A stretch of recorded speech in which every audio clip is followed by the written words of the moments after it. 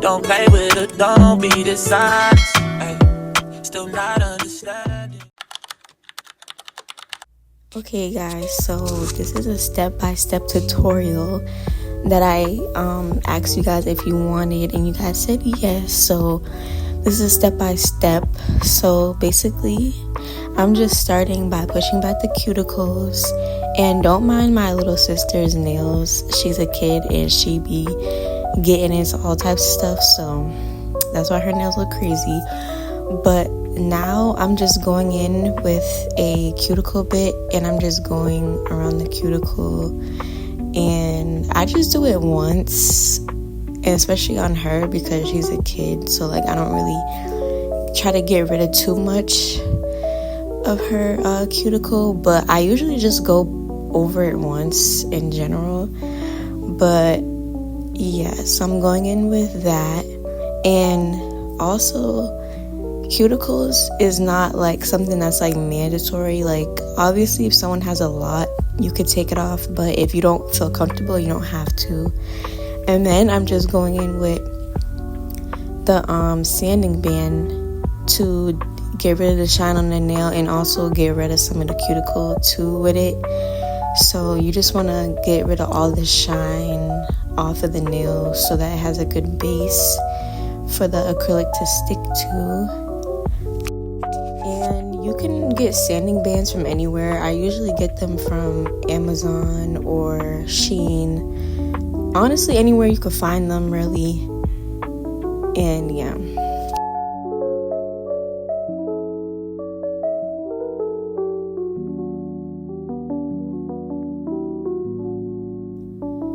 So then I'm going in with cuticle cutters, and I'm just getting rid of her cuticle right there, as you could see. And just be careful doing this step because you might be cutting too much that you can't see. That's why some people don't like to cut them, because they don't feel comfortable cutting them all the way. But I'm pretty used to it now, so like I don't know, I'm kind of used to it, so I kind of know where to cut. But if you're not used to it yet, I wouldn't recommend doing it. But now I'm just gluing on the tips, and these tips are from Amazon. I think they're the 3XL tips. And yeah, I'm just gluing them on, and I'm using regular nail glue, like just like generic nail glue. I used to use KSI nail glue, but I ran out, so I just using the regular one that I had still, and it works pretty good. You don't really need like a crazy brand for real, it's just glue. But that's the glue that I use, that's the tips. And then I use these scissors to cut. I don't really like using the little tip cutter. I feel like it's just extra in the way, so I like using these scissors. I got these scissors from Shein. They work good, they cut good. And then I'm just going in with my sanding band to make like a little C curve. I don't do this all the time, but I like to do it sometimes for certain sets, I guess, or if people want it.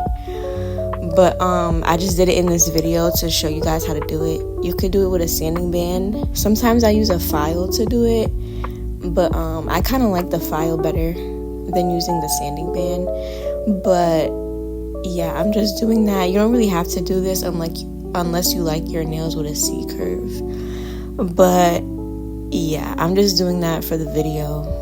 And then after I do the C curve, I basically just go in with the sanding band. Y'all are gonna see, but I just go in and basically blend the nail tip with the natural nail so that it's flat, which y'all are gonna see in a second. But yeah, I'm just going in with the sanding band on the tip.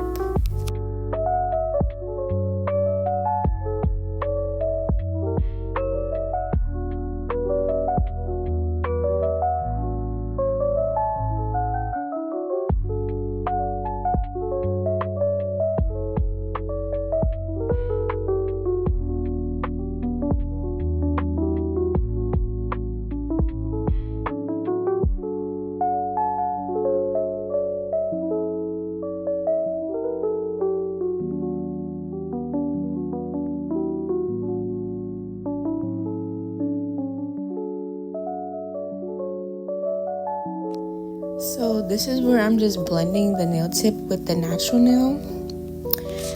It just makes it more flatter and like a better application, and it honestly just looks better to be honest. Some people don't do this that I've seen, but most people do, but I like to do it because I just like how it comes out. So then I'm doing an application. I already did the pinky right there, but this is how I do my normal application. I'm pretty sure the acrylic I was using right here was Dynamic Nail Supply.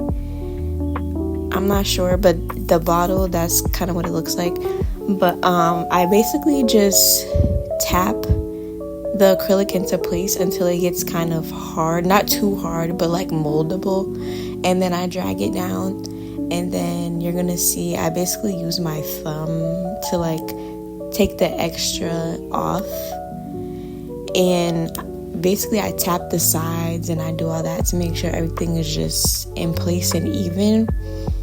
And then I go in with the next bead, and this is the cuticle bead, and I don't place it too close to the cuticle. I kind of work my way up there because you don't want to flood it. And then I just basically just pat it until it gets a little moldable, and then I drag it down, and I make sure the sides are covered, and I just make sure everything is in place before I drag everything down, because you don't want to drag too much down, and then you don't want to have like no apex, which is like the top. You want there to be some type of foundation at the top. And then I just take the extra off at the bottom again.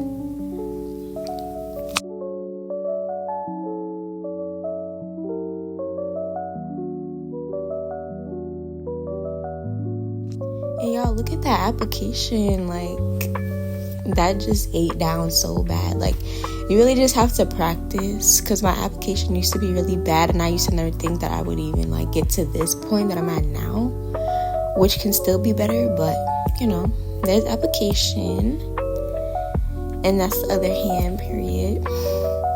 So then I go in with an 80/80 file.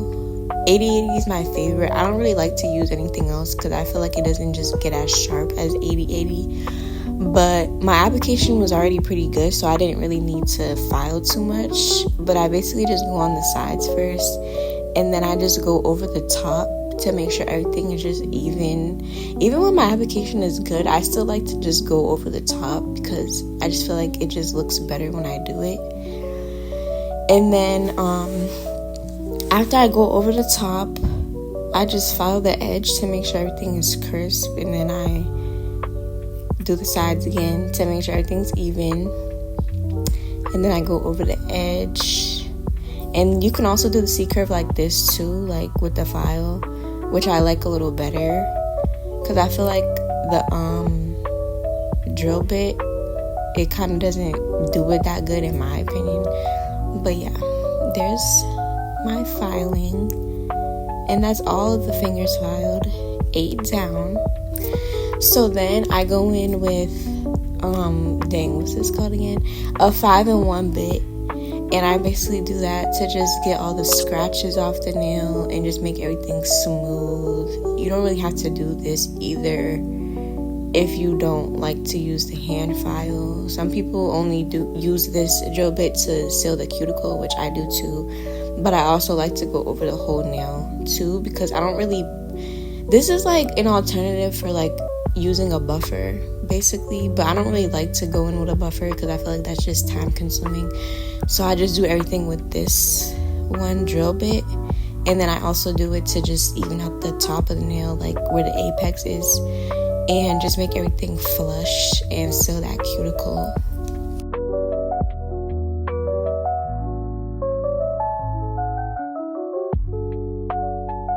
And then I also go like underneath the nail to take down any like bulkiness and just make it look clean.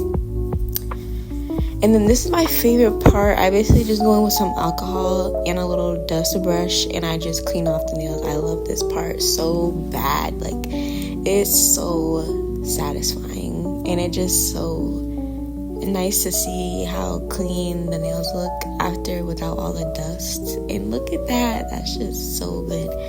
But then I couldn't record me doing the Frenchies because my phone runs out of storage so quick. But I basically just did Frenchies, and I'm doing cheetah print right now. And I basically just go in with a dotting tool, and I just do random like little spots. And I just did it with brown first, and I just went in and did that. And then I make her dry it, and then I go in with the black detailing. So this is the black. I used to do it with a dotting tool, but I just tried it with a brush this time, and just to see how it would come out, because I would see some people do it with a brush, but I kind of like the dotting tool better, so I'm probably going to go back to doing it with the dotting tool. But I'm just adding the little black details onto like the little cheetah print, and I did that on all the fingers that had that.